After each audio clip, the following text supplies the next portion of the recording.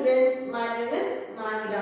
तो आज मैं इस वीडियो में आपके साथ डिस्कस करने वाली हूँ pharmacological treatment of angina pectoralis, जहाँ पर हम ड्रग्स के साथ में एंजाइना पेक्टोरस के सिम्टम्स को कैसे ट्रीट कर सकते हैं। तो फर्स्ट ड्रग कौन सा है? नाइट्रेट्स। अब नाइट्रेट्स एक्चुअली में होता क्या है? तो नाइट्रेट्स एक तरीके का वैसोडाइलेटर्स है जो हार्ट के ब्लड वेसल्स को क्या करता है? डायलेट करता है या फिर वाइड करता है। ठीक है, अब वो इसका फंक्शन कैसा होता है या फिर उसका वर्क कैसे करता है? वो तो reduces the stress on the heart by improving the blood flow to the heart muscles. अभी एंजाइना पेक्टोरस के कितने टाइप से? टोटल 3 टाइप से। तो उसमें से फर्स्ट टाइप कौन सा था हमारा? Stable angina. अब स्टेबल एंजाइना की कंडीशन के अंदर क्या होता है? जो भी कोरोनरी आर्टरीज रहती है, अब कोरोनरी आर्टरीज क्या होती है? जो हार्ट को ब्लड सप्लाई करती है, ठीक है, पंप करने के लिए। तो जो कोरोनरी आर्टरीज रहती है वो क्या हो जाती है? ब्लॉक हो जाती है या फिर नैरो हो जाती है। ठीक है, तो जिसकी वजह से जो भी ब्लड फ्लो रहता है वो हार्ट तक प्रॉपरली नहीं पहुंच पाता है। तो नाइट्रेट्स का वहां पर वर्क कैसा होता है? तो जो भी हमारी कोरोनरी आर्टरीज ब्लॉक हो जाती है या फिर नैरो हो जाती है, तो उस कंडीशन के अंदर नाइट्रेट्स क्या करता है? ये आर्टरीज को जाकर वाइड करता है या फिर ब्लड वेसल्स को क्या करता है? डायलेट करता है, जिसके वजह से जो भी ब्लड फ्लो है वो इजीली हार्ट मसल्स तक पहुंच सके। तो उसका एग्जांपल क्या है? नाइट्रोग्लिसरीन्स। तो सिंपल क्या है? नाइट्रेट इज अ वैसोडाइलेटर्स, यानी blood vessels of the heart get dilated or the wide. It works as a reduces the stress on the heart by improving the blood flow to the heart muscles. तो उसका example क्या है? नाइट्रोग्लिसरीन्स। Second drug है anti platelet drugs.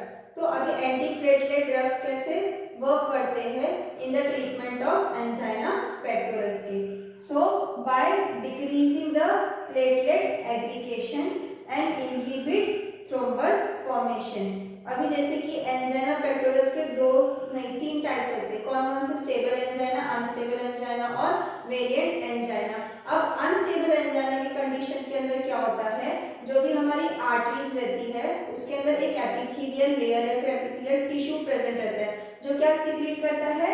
Nitric oxide या फिर prostacyclin, जो क्या करता है? जो भी clot form, blood clotting form होता है, जो क्या करता है? वो इनहिबिट करता है या फिर रोकता है। ठीक है, अगर वो डैमेज हो गया एपिथेलियल लेयर, तो वहां पर नाइट्रिक ऑक्साइड और प्रोस्टासाइक्लिन का फॉर्मेशन भी नहीं होगा, जिसकी वजह से क्या होता है? वहां पे प्लेटलेट फॉर्मेशन होना स्टार्ट हो जाता है, यानी उसमें कहीं क्लॉटिंग होना, ब्लड क्लॉटिंग होना स्टार्ट हो जाती है। तो उस कंडीशन को हम उसके अगेंस्ट क्या लेते हैं? एंटी प्लेटलेट ड्रग्स लेते हैं। तो वो एंटी प्लेटलेट ड्रग क्या करता है? जो भी ब्लड क्लॉटिंग होती है उसमें क्या करता है? वो इनहिबिट करता है या फिर स्टॉप करता है। तो उसका एग्जांपल क्या हो गया हमारा? Aspirin. So anti platelet drugs क्या होता है? Anti platelet drugs work has a decreasing platelet aggregation, या फिर जो भी प्लग फॉर्मेशन होता है या फिर फैट होता है तो क्या करता है? वो स्टॉप करता है, या फिर इनहिबिटिंग थ्रोम्बस, जो भी थ्रोम्बस फॉर्मेशन होता है उसको क्या करता है? वो स्टॉप करता है। तो उसका एग्जांपल क्या हो गया हमारा? Aspirin. So third drug is the calcium channel blocker. अब कैल्शियम चैनल ब्लॉकर कैसे वर्क करता है? तो वो क्या करता है? First vasodilation. अब वैसोडाइलेशन यानी blood vessels of the heart को क्या करता है? वो डायलेट करता है या फिर वाइड करता है। और उसका दूसरा एक्शन क्या होता है? And decrease the heart rate by blocking the movement of the extra calcium into the cells. यानी फर्स्ट क्या करता है? वो blood vessels of the heart क्या करता है? वो फर्स्ट डायलेट करता है। ठीक है, सेकेंड क्या करता है? जो भी हमारी हार्ट रेट रहती है, जैसे कि अगर नॉर्मल हार्ट रेट कितनी रहनी चाहिए? 60 to 70 बीट्स पर मिनट रहनी चाहिए। अगर एंजाइना पेक्टोरस की कंडीशन के अंदर अगर हमारा हार्ट रेट अगर इंक्रीज हुआ है, अगर 100 बीट्स पर मिनट पर गया है, तो क्या करता है? वो सबसे पहले उसको डिक्रीज करता है। ठीक है, और उसके बाद क्या करता है? जो हमारा एक्स्ट्रा कैल्शियम रहता है उसको हमारी आर्टरीज में आने के लिए ब्लॉक करता है। ठीक है, क्लियर है। तो कैल्शियम चैनल ब्लॉकर क्या करता है काम, सबसे पहला हार्ट के ब्लड वेसल्स क्या करता है, वो डायलेट करता है। ठीक है, उसके बाद में decrease the heart rate. Heart rate normal कितना रहना चाहिए, 60 to 70 बीट्स पर मिनट। अगर एंजाइना पेक्टोरस के कंडीशन के अंदर अगर वो इंक्रीज है 100 है, तो क्या करता है, सबसे पहले वो हार्ट रेट को क्या करता है, डिक्रीज करता है। अब वो डिक्रीज कैसे करेगा, तो by blocking the movement of the extra calcium into the cells. तो वो कैसे करेगा, जो भी हमारा एक्स्ट्रा कैल्शियम रहता है उसको आर्टरीज के अंदर जाने से रोकेगा। ठीक है, तो उसका एग्जांपल कौन सा हो गया हमारा, verapamil. So fourth drug is the beta blocker drugs.